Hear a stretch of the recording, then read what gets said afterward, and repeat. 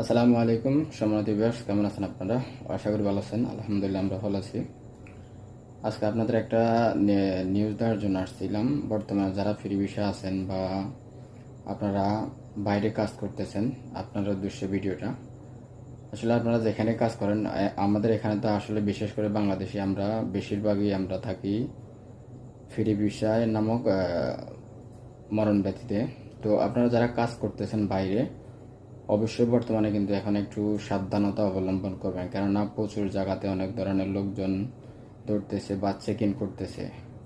আমার পরিচিত অনেকজন লোককে ধরে নিয়ে গেছে, তারা আপনার বাইরে কাজ করতেছিল, দেখা গেছে বিষয় এক জায়গার কাজ করতেছিল আরেক জায়গায়।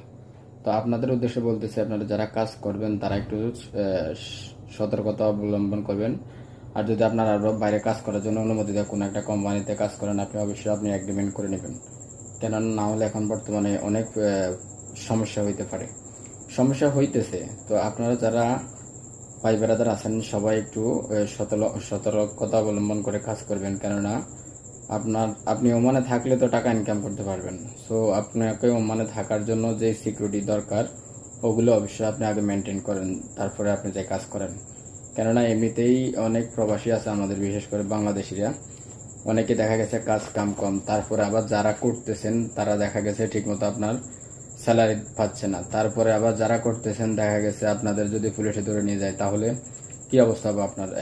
একবার চিন্তা করেন আপনারা, যে আপনাদের যদি বর্তমানে যদি একটু দুর্ঘটনা হয়, দেখা গেছে অনেকে 2000, 3000, 2500 রিয়াল দিয়ে আসতে পারে না।